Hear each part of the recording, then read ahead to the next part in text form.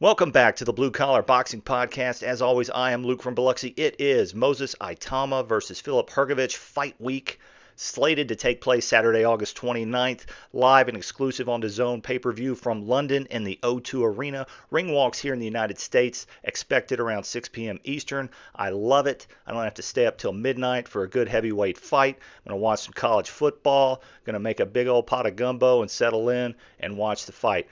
Itauma is ranked number 3 by the IBF. Hrgović is ranked 4. I expect to say his name with 3 different pronunciations throughout this video. I'm sorry, I just can't get it right. They are ranked in the ring ratings as well in the top 10. Frank Sanchez, ranked number 1 in the IBF, took a $1 million payday step aside with the promise of fighting the winner. We will see if that ever happens, but good for him for getting paid. If you're watching this channel, you'll know that I predicted that months ago. Anyway, let's get into this fight. Will we enter a new era of boxing, to quote the great Barry Tompkins when he called Mike Tyson's second-round knockout of Trevor Berbick some 40 years ago? It's crazy to think about that. If Itauma wins, will he be the next generation of heavyweight champions, or will the 34-year-old Croatian who has quietly coveted a heavyweight championship since his youth, will he be successful taking on the younger fighter? Now look, I consider Hrgović in his prime. He's only 34. That's pretty young for a modern-day heavyweight. He's got a great record right now. He is, let's see, I don't want to do him any disservices. Let me read it direct here. He's 20 wins, 15 knockouts. He has 1 loss, which was by stoppage, although it was on cuts. He was not knocked out flat on his back against Daniel Dubois in a really fun fight. He has an extensive amateur background, something that his opponent, Moses Itauma, does not have. His last fight was sort of a run-out fight against David Allen. I think that was more to get him more exposure to the fans in the UK. Easy win, 3rd-round knockout, corner stopped it. He was just way outclassed. David Allen had no business as a bouncer getting in the professional boxing ring with Filip Hrgović. Before that, last year he fought David Adelaide in a banger of a fight where I had Hrgović easily winning on the cards, but he didn't easily win the fight. He was in trouble. He was cut. He was cut from a jab. That's going to be an issue. That's a major factor with Hrgović. And if you have a referee like Howard Foster, God forbid, please tell me Howard Foster is not the referee. You have to take that into your betting calculus. Before that, he fought Joe Joyce in April of 2025. Although Joyce was past it, he still routed him. Look, that fight against Joyce, there's no one of that caliber, even though Joyce was past it, on Moses Itauma's record. We'll get more into his record in a minute, but that is a glaring deficiency in his resume. There's no big-time opponents. There are a few names, but they were past their prime. Of course, before that, in June of 2024, Daniel Dubois stopped Hrgović on cuts again for the vacant IBF title. And then we go all the way back 3 years ago, August 12th of 2023, Dempsey McKean. Hrgović beat him by knockout in 12 rounds, but pretty much won every round of that fight. That's instructive because that is their common opponent. And then before that, we have Zhilei Zhang back in August of 2022 on the undercard of Anthony Joshua, Alexander Usyk. Great fight. Hrgović did go down from sort of a cupping right hook, if I recall correctly. Debatable if that was a knockdown. He did get the decision, and that's also an instructive fight because at that time, Zhilei Zhang was considered the best southpaw in the heavyweight division, and he went 12 rounds with him. And those 12 rounds, albeit 4 years ago against a prime Zhang, could be instructive here because obviously Itauma is a southpaw, and Hrgović is going to have been has proven that he can deal with that, albeit Itauma is much faster than Zhilei Zhang, but their power, I would say, is relatively, comparable. Let's get into Moses Itauma's last few fights, and then I'll get on to my prediction. March 28, 2026, he knocks out Jermaine Franklin in 5. It was a fight that he had to do some work in. He'd never even been 5 rounds before. That's not true. He did go 6 rounds back in 2023. His record, of course, is 14-0 with 12 knockouts. Nevertheless, before that, he fights a shot-to-pieces Dillian Whyte, who apparently wants to come back. Absolutely should not. He was shot to bits then. He's been that way for a few years, really, since the Povetkin debacle, even though he won the rematch. I don't really glean much from that. Before that, May of 2025, he knocks out Mike Balogan in the 2nd round with a sort of a check right hook from the southpaw stance, highlight reel type knockout. And then we get to the comparable fight, right? Dempsey McKean. This was after Hrgović had knocked him out in the 12th round. Itauma ices him in one. Big time knockout. And before that, Marius Walk shot to pieces, 300 pounds, didn't train, stationary target. I don't even know why they did that. It just, there was nothing to glean, or nothing to learn, in my opinion, from that. That's probably the only time that Itauma has fought a guy that was noticeably, significantly taller than him. Hrgović is listed as an inch taller. We'll see how that plays out when they actually face off Saturday night. So, what are the issues that I see here? First of all, let's start with Hrgović. What are his issues? He's very robotic. He doesn't have very good head movement, and he cuts extremely easy. And if Itauma lands one of those power punches, he may not flatten Hrgović, but he will cut him.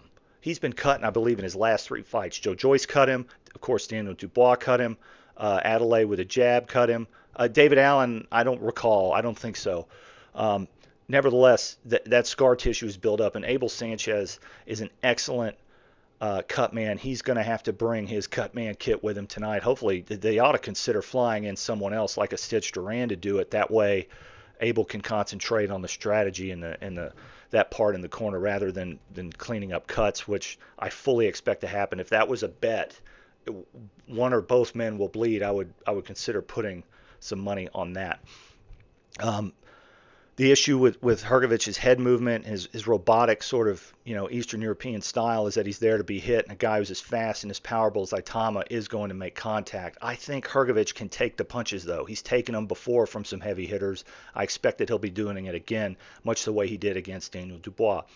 What are my issues with Itauma? Listen, he's not fighting enough at this stage of his career, especially given he has a weak amateur background. BoxRec has him at like 20 fights at amateur.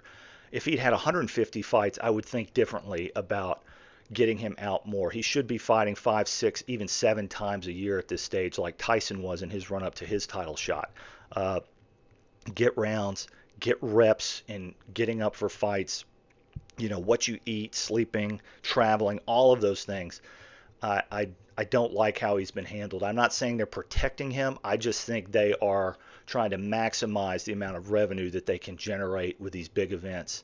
I don't like it. And I think eventually it's going to show himself. One of the things that he does, and I noticed this in the Franklin fight and in even the Dillian White fight, is he holds his chin almost in front of his front foot. It's not in front of his front foot, but it's close and it's exposed, and he holds it up.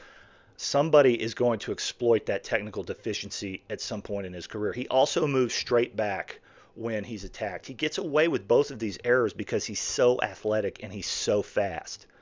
But if someone can come in and double jab effectively and catch him walking straight back, they are going to land. And Itauma simply hasn't been chin checked yet. He has not been hit. And I know he said in his interviews, and he's right, look, it's a good thing to not get hit. The problem with that is that at the highest level of boxing, eventually you are going to get hit.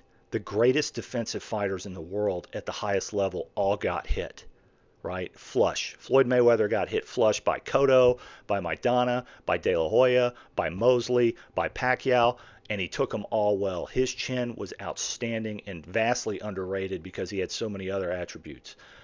Does Itauma have a chin? You've got to have a chin at heavyweight. You've got to have some semblance of a chin.